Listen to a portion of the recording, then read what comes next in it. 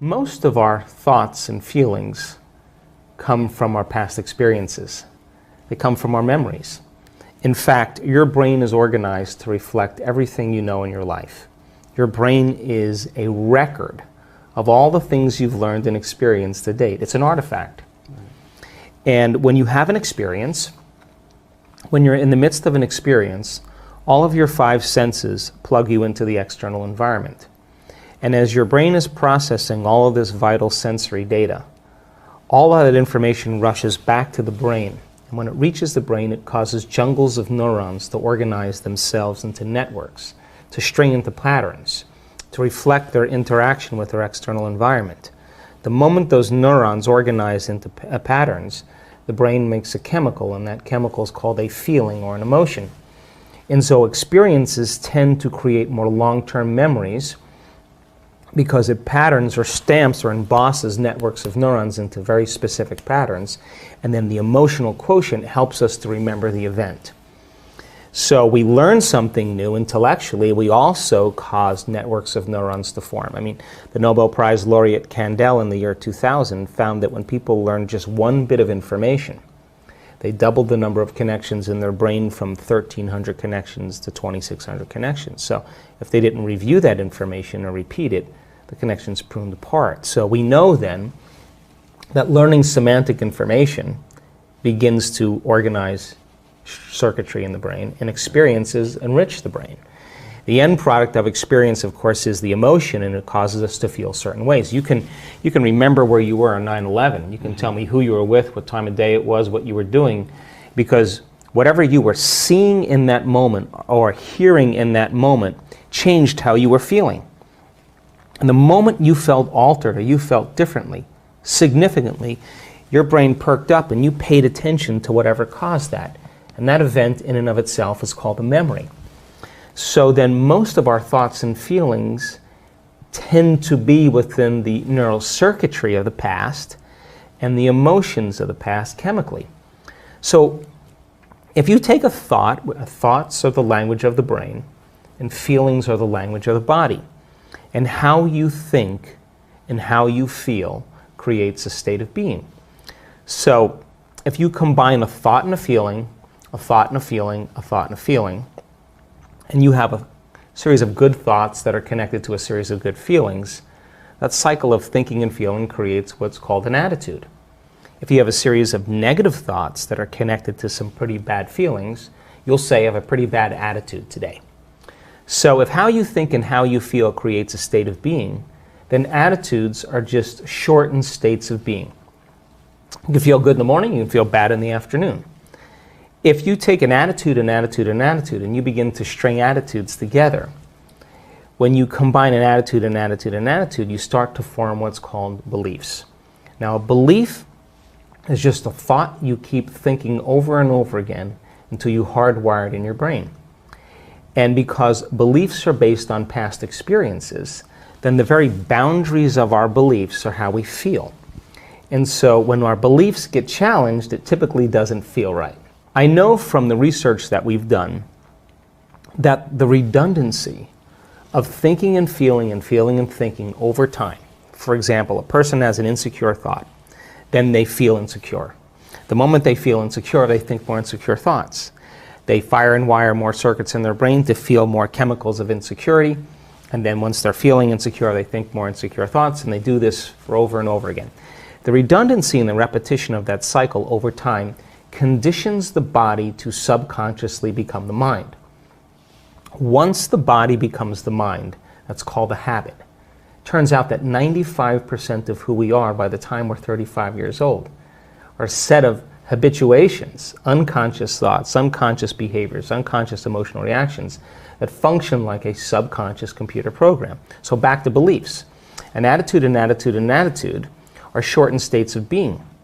And you combine them together then a belief then, the cycle of thinking, feeling over time, creates a subconscious state of being. So all beliefs are subconscious states of being. We have beliefs about God, about spirituality, about health, about relationships, about love. And all of those are based on our past experiences, but the majority of those beliefs, we don't even know that we believe them because we think they're true, because they're not functioning primarily in the conscious mind. If you take a belief, and you stack them together, you start to form what's called perceptions. And perceptions have everything to do with the relationships we have, the things we create, the behaviors we demonstrate, the choices we make in our relationships. Why is that important? Because then if beliefs are subconscious states of being, and you're stringing beliefs together, then most people are viewing their life through the lens of the past, unconsciously. And they are filling in reality. They're seeing reality. They're filling it in from their past memory. We know this to be true because they did an amazing experiment where they took a group of people and they had them wear these lenses.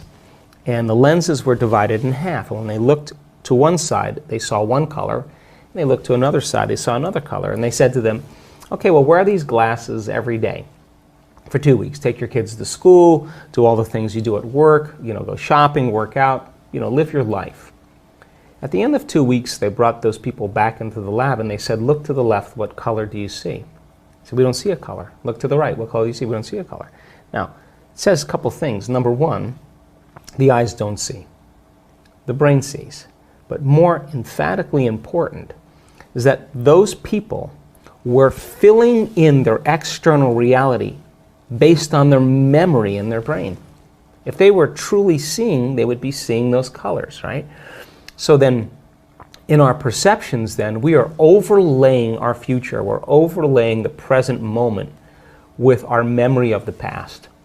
And so then, that then begins to diminish possibility.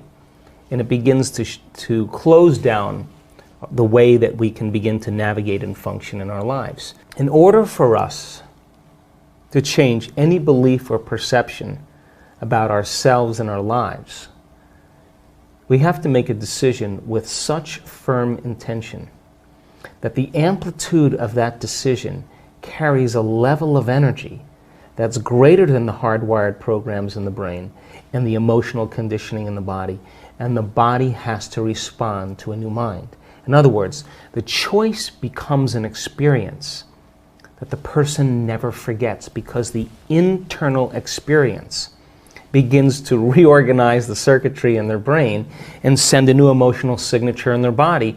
And in that moment, the person is becoming liberated from the past. How can the preacher in the deep south of the United States move into a state of religious faith and drink strychnine and have no biological effects? Or the mother whose child is trapped under the car, who lifts up the car and pulls the child out. The mother doesn't say, geez, I didn't work out in 2 weeks, or God, I ate carbohydrates yesterday. She's not in any polarized state. She moves into a state of absolute certainty. And it's energy that lifts that car up, because energy is the epiphenomenon of matter. And when she makes that change internally, her body is literally responding to a new mind. So then in order for us to change our beliefs about spirituality, about money, about God, about relationships, we have to come out of our resting state, and the experience inwardly has to be transcendent or greater than any past experience. And that's when biology begins to change. Now, going from that old self to the new self is the biological, the neurological, the chemical, the hormonal, the genetic death of the old self. And most people, they step out into that unknown and it feels so uncomfortable, they can't predict it, they return back to the known. People say to me, well, I can't predict my future. And I always say to them, well, the best way to predict your future is to create it, not from the known, but from the unknown. And that void, that unknown, is the perfect place to create from. Now, why is this dangerous? Because when you're living in survival 70% of the time, there's better chances in survival from running from the unknown than embracing the unknown, right? If there's a predator out there, you hear something around the corner and you can't see it, that's an unknown. You're going to run. You're not going to go, and it's not a time to trust. It's not a time to open your heart. It's not a time to communicate. Here, kitty, kitty. It's not a time to do that. It's time to run. You'll never trust the unknown in that state. So if people are living by these emotional states of survival, they're never going to want to step out into the unknown because they can't predict the future. So they'd rather hold on to what they have. Turns out that those emotions of stress are highly addictive. They give us a rush of adrenaline, rush of energy. And so people use the problems and conditions in their lives to reaffirm their addiction to that emotion so they can remember who they are as a somebody.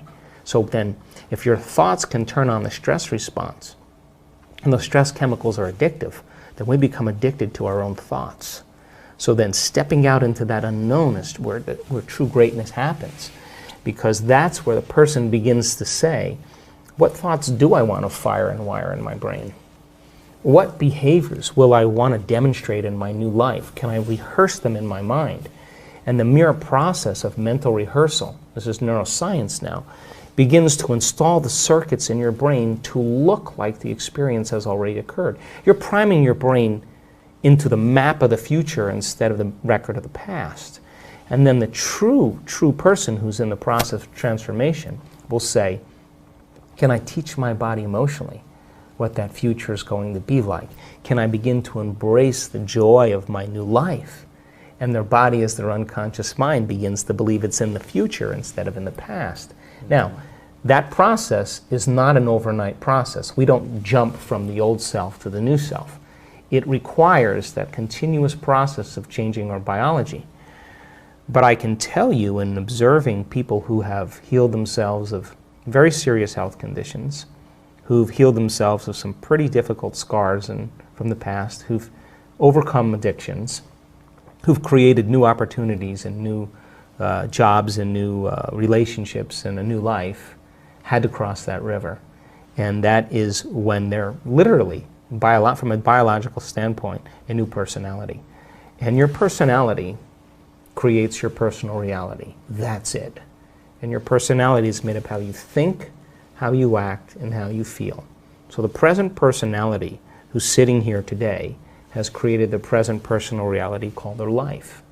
Which means then, if you want to create a new personal reality, you got to change your personality. And that means you got to start thinking about what you've been thinking about and change it. Look at your unconscious habits and behaviors, what you say, what you do, and become conscious of it. And change them. And look at the emotions that have kept you anchored to the past and decide if those emotions belong in your future. And I think the biggest problem is that most people try to create a new personal reality as the same personality, and it doesn't work. So then as we begin to demystify this, and the person starts to say, oh my God, the disease that I have is because it's connected to this personality. Is it possible that if I change my personality, just like a person with a multiple personality disorder, who has an allergy to nylon stockings in one personality and type 1 diabetes in another, is it possible then if I change my personality, that the disease exists in the old personality and I'm literally someone else?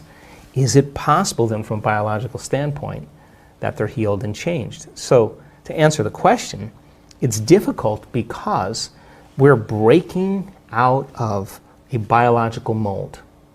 It's difficult because most people don't know that they have within their reach all the tools to do it, because they have, number 3, been conditioned on some level to believe that the new hairstyle or the new type of beer they're going to drink or the sports car or whatever it is going to change their state. Right. And that's the hypnosis. And when I wrote The Placebo, You Are the Placebo, the biggest thing that I walked away with after writing that book was how hypnotized and programmed we really are. And that's bothered me ever since I wrote the book, because people watch things in their external environment and they accept, believe, and surrender to that information without any analysis, and they're programmed. And so when you and I start waking up and say no to those programs, and we start to think that we're maybe a little bit more unlimited than we're given credit for, and it's not driven for profits or self-interest, but when people start to wake up and say, hey, you know, I healed myself of this condition, I healed myself of Parkinson's, I healed myself of lupus, I've healed myself of cancer, I've healed myself of rheumatoid arthritis, I've healed myself of chronic pain, I healed myself of food allergies. Hey, yeah, I was abused as a child, yeah, that's right, I was beat up by a violent father, and I lived in vulnerability and fear for the last 25 years, but that fear has signaled the wrong gene, and I developed this genetic condition. The doctors said I had no way of healing. But when I overcame that fear and I broke out of it, I started to signal new genes in new ways, and that disease doesn't exist. Let me tell you, if you listen to that woman's story, and you listen to all the trials that she had gone through, and how she overcame herself, and she reached a place of such wholeness and self-satisfaction that she could care less if she had the disease, and that's the moment it went away, and you listen to that story, it's going to give you permission on some level that it's possible for you to do the same. You see someone dance the salsa well, you'll dance the salsa better. You see someone hit a golf ball like Rory, you'll hit a golf ball better. You see someone lead with love and compassion in their life, you will lead with love and compassion in your life. You see someone stand on a stage in front of 500 people and talk about how they overcame their cancer after their husband committed suicide, and the 3 years that it took her to do it, you will be inspired that it's possible for you. So then it has to start with a new consciousness, and that it's going to come from common people doing the uncommon. And I believe that you don't have to be a Buddhist monk. You don't have to be a nun with 40 years of devotion. You don't have to be a religious scholar. You don't have to be a researcher. You don't have to have a PhD to do this. That common people around the world can do the uncommon. And if they're given the right understanding and the environment is set up where they can begin the application of that. And I have looked at over 1,000 brain scans of people in meditation. And I can tell you that you and I are at our absolute best when we get beyond our analytical mind. When we get beyond ourselves. That's the moment that the brain gets so organized and so coherent. The front of the brain's talking to the back of the brain, the right side of the brain's talking to the left side of the brain. There's this synchronization, this psychic union going on. It's like a flow. And the person has tears of joy rolling down their face. That gestalt moment, that transcendent event for the person is completely subjective. But my interest is measuring that subjective experience. True. And we're capturing amplitudes of energy in people's brains that are 26,000 to 40,000 times normal during that experience. Now, they can't make their brain do that. It's happening to them. And the inner event that's happening to them is more real than any past event. And that's the moment I know their belief is changing.